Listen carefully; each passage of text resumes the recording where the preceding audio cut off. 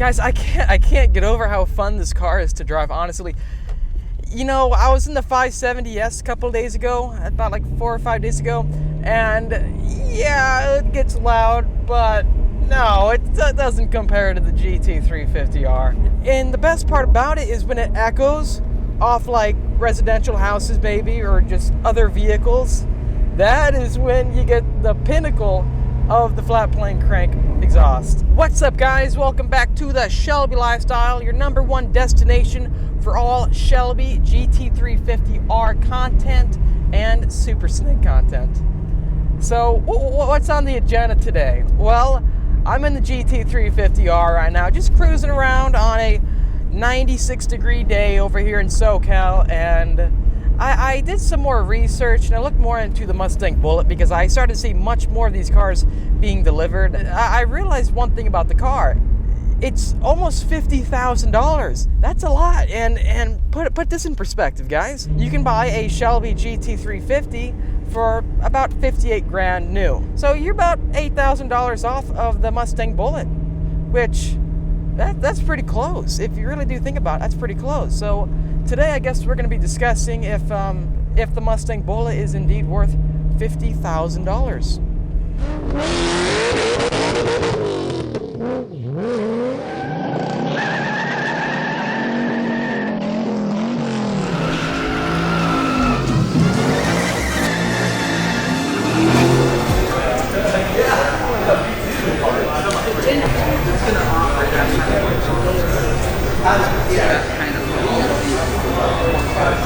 What's it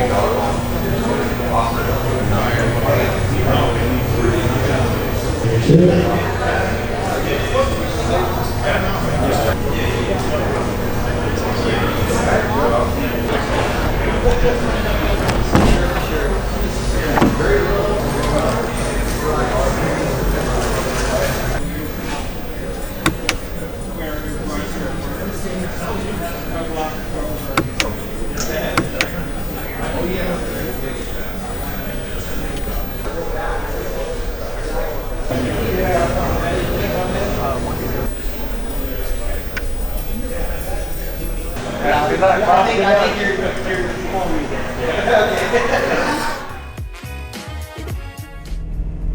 Right off the bat, I want to make it very clear that I have never driven the Mustang Bullitt. I've never really driven any Mustang Bullitts, to be honest. I know they had an S197 Mustang Bullitt.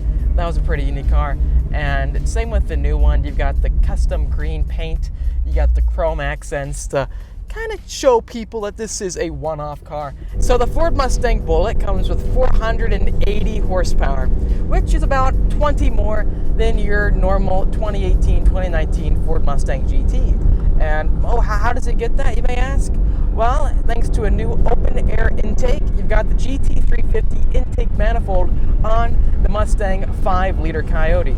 The downside is that you can't get the new Mustang Bullitt with the 10-speed automatic, which isn't too bad if you're someone like me, which I enjoy the manual transmissions on these high-performance Mustangs. I think it's fun, it's engaging, and quite honestly, I can't imagine having the GT350 in an automatic. Here's the deal. The Ford Mustang Bullitt is for someone that doesn't exactly want to bite the bullet and buy a Shelby GT350 because, again, the GT350, in the end of the day, it's going to cost you about $10,000 more.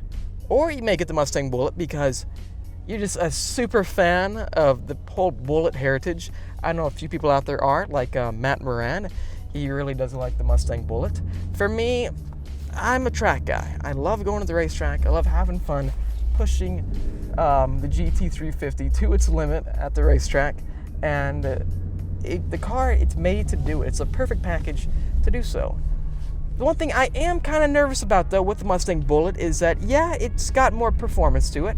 It's going to be faster than your base Mustang GT manual, but it doesn't have transmission coolers, something that the Mustang Performance Package 2 doesn't have either. And without a transmission cooler in your Mustang, you're at risk of going into limp mode. Real quick, I want to mention, if you are a fan of modern muscle, Shelby GT350s, even Super Snakes, we got all sorts of content on this channel. So if you're not subscribed, make sure to do so and tap that notification bell so you're up to date on all the new content. With the new Mustang Bullitt, you've essentially got a completely decked out Ford Mustang GT with those new performance enhancements like I talked about, but you also get the Sync 3 system. You get that amazing 12-inch LCD display, which looks phenomenal. I had a blast driving the Mustang GT around with that, and I was changing the colors and stuff. It's very cool. It reminds me of the new Ford GT. The car is a solid package, but again, you've got that $50,000 price tag. That's a lot of money, and for $10,000 more, you could get a Shelby GT350. You get the new Cup 2s that are coming out standard on the GT350s.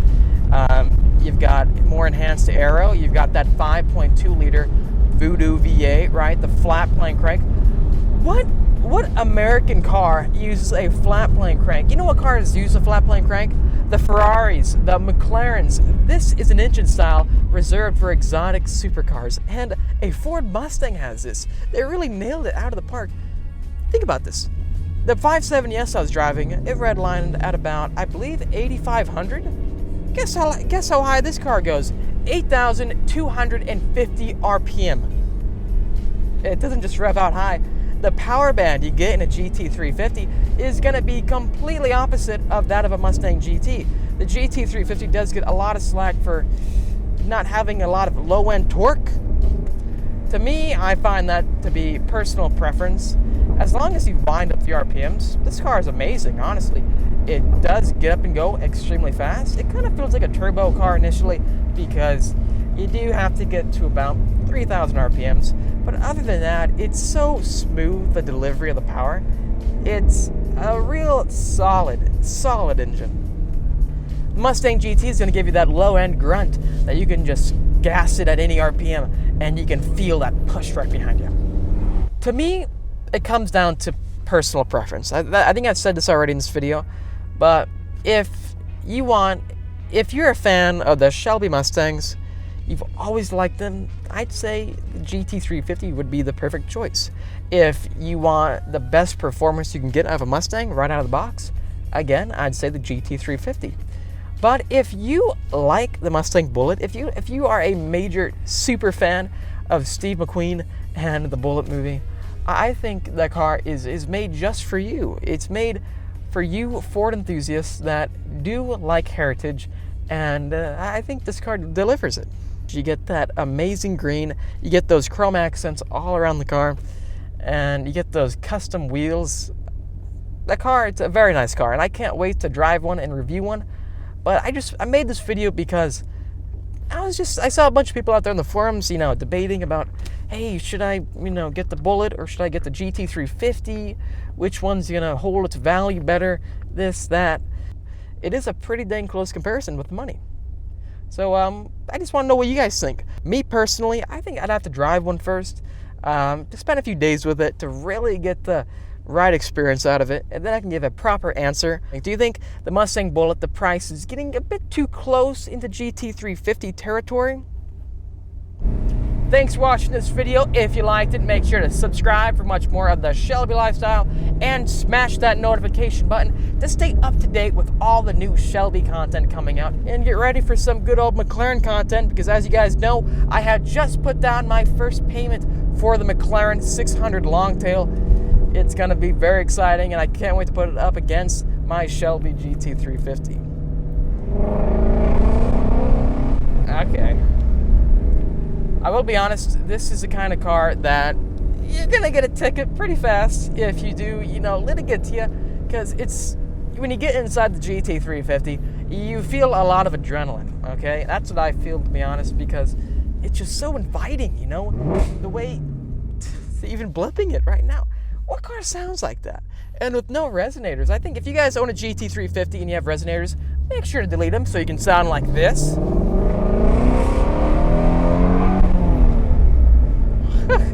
Oh snap! Oh snap!